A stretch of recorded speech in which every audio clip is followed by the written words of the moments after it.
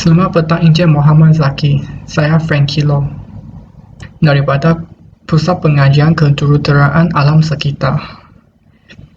Petang ini, kumpulan kami ingin membentangkan tentang tajuk bahasa tidak formal dalam satu naskah novel tempatan karya sastrawan negara.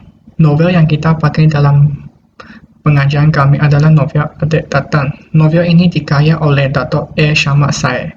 Beliau seorang sastrawan negara. Bahasa ialah satu sistem arbitrari, iaitu simbol bunyi suara yang digunakan oleh anggota masyarakat untuk berhubung dan berkomunikasi.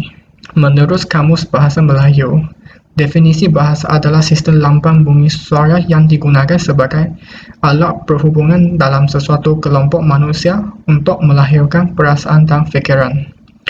Umumnya, terdapat dua jenis bahasa, iaitu bahasa formal dan bahasa tidak formal. Bahasa formal boleh digunakan dalam situasi formal seperti ucapan rasmi, mesyuarat, seminar, pendidikan, ataupun pentadbiran. Selain itu, bahasa baku dan bahasa istana juga merupakan bahasa formal.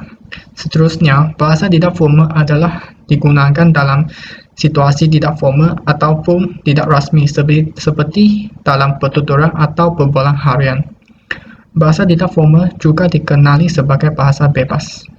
Terdapat 6 jenis bahasa tidak formal. Pertama, bahasa kolokial. Kedua, bahasa selangga. Ketiga, bahasa basa. Keempat, bahasa kacukan. Kelima, bahasa pidgin. Keenam, bahasa Creole. Bahasa kolokial ialah kata yang digunakan dalam percakapan harian. Bahasa selangga sering digunakan oleh kelompok muda, remaja atau kelompok sosial untuk berkomunikasi antara mereka, dan bahasa tersebut hanya difahami oleh kelompok itu sahaja. Bahasa basa merupakan bahasa yang berupa campur aduk antara bahasa ibunda penutur dengan bahasa kedua. Bahasa kacukan wujud di tempat-tempat yang menjadi tumpuan perdagangan-perdagangan seperti di pelaburan. Bahasa pidgin banyak berlaku dalam negara kota atau tempat-tempat yang mempunyai berbagai komuniti bahasa. Akhirnya, bahasa Creole merupakan percampuran antara bahasa menjajah dan bahasa pribumi. Terima kasih. Salam sejahtera semua. Nama saya Chai Ting dari kumpulan 8. Sekarang saya nak terangkan penyata masalah kajian ini.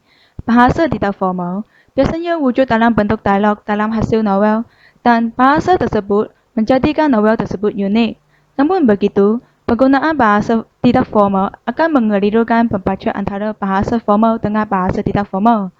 Bagi pembaca yang tidak menguasai bahasa Melayu dengan sepenuhnya, mereka memang akan menganggap bahasa tidak formal tersebut yang digunakan sebagai bahasa formal. Selain itu, perkataan atau bahasa asal yang digunakan sebagai bahasa tidak formal juga mengelirukan pembaca tidak kira golongan Melayu atau golongan bukan Melayu. Hal ini kerana perkataan tersebut mungkin hanya difahami oleh golongan tempatan sahaja. Pemahaman yang tidak lengkap terhadap perkataan serta bahasa asal yang digunakan sebagai bahasa tidak rasmi akan melemahkan pembaca membezakan perkataan rasmi dengan perkataan tidak rasmi. Akhirnya, penyebaran pengguna bahasa tidak rasmi dalam masyarakat kini akan menumpukan berbagai masalah seperti bahasa formal akan digantikan oleh bahasa tidak formal. Hal ini menjadikan pengguna bahasa tidak formal sebagai satu halangan untuk mewarisi bahasa Melayu yang formal dan membawa banyak implikasi kepada golongan membaca. Sekian. Saya akan meneruskan pembentangan tentang objektif kajian. Terdapat 3 objektif dalam pengajian kami. Pertama adalah menganalisis bahasa tidak formal dalam novel Adik Tatan. Kedua, mengaji implikasi penggunaan bahasa tidak formal dalam novel Adik Tatan. Ketiga, sebagai satu bantuan untuk pengaji seterusnya. Kepentingan kajian. Kepentingan kajian dalam pengajian ini adalah menjadikan bantuan dalam pengajaran untuk lebih memahami topik bahasa tidak formal dan perbezaan antara bahasa tidak formal dengan bahasa formal. Selain itu, menambahkan kefahaman masyarakat tak mengenal pasti perkataan atau bahasa asal yang digunakan sebagai bahasa tidak formal dalam novel Adik Tatan. Akhirnya, kami berharap Pengajian ini akan menjadikan satu rujukan kepada masyarakat yang ingin lebih memahami tentang bahasa tidak formal. Terima kasih. Salam sejahtera saya mengucapkan kepada Encik Zaki Halim dan juga rakan sekalian. Nama saya Chong Jing dan hari ini saya akan membentangkan bahagian kajian terdahulu dan juga kaedah kajian yang telah digunakan oleh kumpulan kami dalam melaksanakan projek ini. Saya akan mulakan bahagian saya dengan definisi bahasa tidak formal. Apakah itu bahasa tidak formal? Ia merupakan bahasa yang digunakan dalam situasi tidak rasmi seperti dalam pertuturan ataupun pergaulan seharian. Terdapat 6 jenis bahasa tidak formal yang akan dibincangkan dalam bahagian seterusnya. Yang pertama sekali ialah bahasa kolokial. Ia juga dikenali sebagai bahasa basahan. Menurut tokoh bahasa Zainal Abidin Ahmad, bahasa basahan merupakan bahasa cakap mulut. Beliau berpendapat bahawa bahasa ini tidak mementingkan peraturan bahasa dan bahasa ini tidak boleh digunakan dalam bentuk lisan ataupun tulisan terutamanya dalam situasi rasmi. Yang kedua ialah bahasa selanggar. Ahli linguistik yang bernama Asma Haji Omar pernah mengatakan bahawa bahasa selanggar mempunyai ciri-ciri unik dalam bentuk ungkapan dan pengujaran.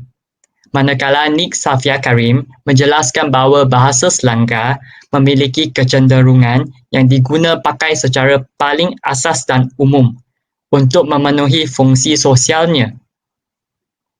Seterusnya ialah bahasa pasar. Menurut pengkaji yang bernama Muhammad Abu, bahasa pasar ialah bahasa kacukan antara bahasa Melayu dengan bahasa-bahasa bukan Melayu. Sebagai contoh, bahasa Melayu yang campur dengan bahasa Cina ataupun bahasa Melayu yang campur dengan bahasa Tamil akan dikenali sebagai bahasa pasar di Malaysia. Yang keempat ialah bahasa kacukan. Bahasa kacukan merupakan sejenis bahasa yang bercampur aduk daripada bahasa yang berbeza. Ia dibahagikan kepada dua jenis, bahasa Pidgin dan bahasa Kriol. Ahli linguistik barat yang bernama Ford pernah bercakap bahawa individu memainkan peranan yang sangat penting dalam proses sosial bahasa kacukan. Menurut seorang cendekiawan barat yang bernama Bloomfield, istilah Pidgin ditakrif sebagai bahasa yang mempunyai pelbagai tata bahasa dan perbendaharaan kata yang dihasilkan secara asli. Manakala ahli bahasa dari Malaysia yang bernama Ahmad Johari pula mendefinisikan bahasa Pidgin sebagai bahasa campuran antara bahasa dan bahasa yang terbentuk itu tidak boleh dikategorikan kepada salah satu bahasa asal. Akhir sekali ialah bahasa Kriol. Deacon mentakrifkan Kriol sebagai variasi Pidgin yang menjadi bahasa ibunda sekelompok komuniti masyarakat. Seorang ahli bahasa tempatan yang bernama Asma Haji Omar pula mengatakan bahawa bahasa Kriol merupakan percampuran antara bahasa penjajah dengan bahasa peribumi seperti Kriol Portugis di Macau dan Melaka. Bahagian yang akan dibincangkan seterusnya merupakan kaedah kajian yang juga dikenali sebagai metodologi. Bahagian ini menerangkan cara yang diimplementasikan oleh kumpulan kami untuk mengumpul, menganalisis dan juga mempersembahkan data. Kaedah kajian yang telah digunakan ialah kaedah rujukan melalui media elektronik dan juga cetakan buku. Sebab utama kumpulan kami menggunakan kaedah tersebut adalah kerana kemudahan internet. Hal ini kerana dalam zaman ini, kita boleh memperoleh pelbagai bahan dan maklumat yang diperlukan melalui laman web dalam masa yang sangat singkat. Setelah membandingkan novel yang secukupnya, kumpulan kami telah memilih novel yang bernama Adik Datang sebagai bahan kajian kami. Hal ini demikian kerana novel tersebut adalah amat popular di negara Malaysia. Seterusnya, ahli kumpulan kami telah mengkaji novel tersebut untuk mengenal pastikan bahasa tidak formal yang telah digunakan dengan berpandu kepada buku teks bahasa Melayu yang disediakan oleh Unimap. Sekian dari saya. Terima kasih. Hai, saya Hui dan saya akan menerangkan batas kajian. Dalam jadwal itu, kami boleh lihat novel yang kami pilih ialah novel Adik Datang yang diterbit pada tahun 1978 daripada Samad Said. Kami menumpukan kepada bahasa tidak formal. Gaya kajian terbatas kerana jenis bahasa tidak formal dalam novel tersebut agak kurang. Ini kerana novel sastera banyak menggunakan bahasa formal. Selain itu, data-data kajian juga dibatas kerana sumber novel dihadkan. Pengkaji hanya boleh memilih bab yang percuma untuk menjalankan kajian tersebut. Salam sejahtera semua. Sekarang saya nak terangkan bahagian hasil kajian. Oleh sebab hak cipta novel Adik Datang, kami tidak dapati mengakseskan buku kandungan yang sebenarnya. Kandungan yang dapat diakseskan melalui internet hanya ialah bab 1 hingga bab 7, bab 12 hingga bab 13, bab 15 hingga bab 17. Selepas membaca bab-bab yang diakseskan, antara jenis bahasa tidak formal dalam novel Adik Datang dapat dikenal pasti ialah bahasa kolokvial, bahasa slang, bahasa pasal dan bahasa kacukan. Bagi bahasa kolokvial, bahasa tersebut terbahagi kepada 3 kategori, iaitu perkataan berbeza untuk makna yang serupa, kedua, bentuk kependekan dan ketiga, perubahan bunyi. Bahasa tidak formal yang dikenal pasti telah dikumpul dan disenaraikan dalam PowerPoint. Antara bahasa tidak formal yang digunakan terbanyak kali ialah bahasa kolokvial bentuk kependekan.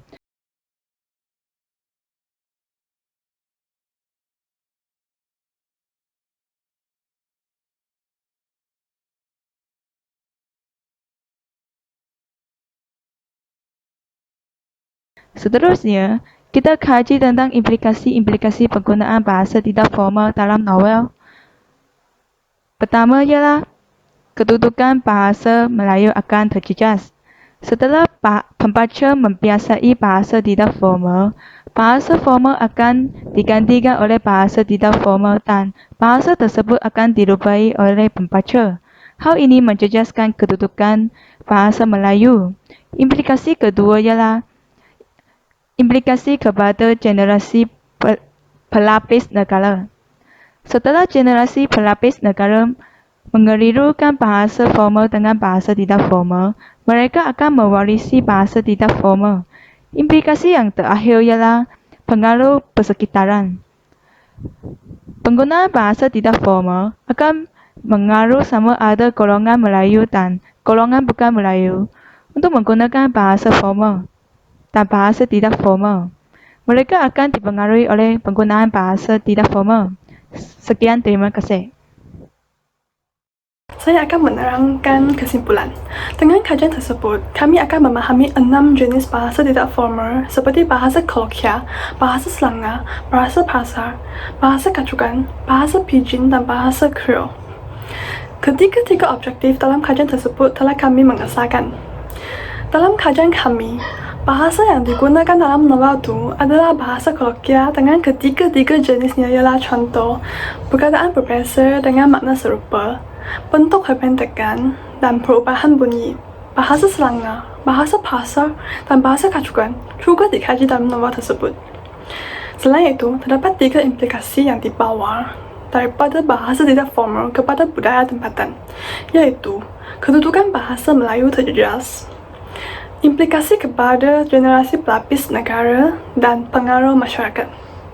Dengan kajian ini, pengkaji seterusnya akan lebih memahami topik bahasa tidak formal dan perbezaannya dengan bahasa formal. Oleh itu, pengkaji berharap agar kajian ini dapat diteruskan dengan lebih mendalam untuk menjadikan kajian ini sebagai sumber rujukan masa depan. Terima kasih.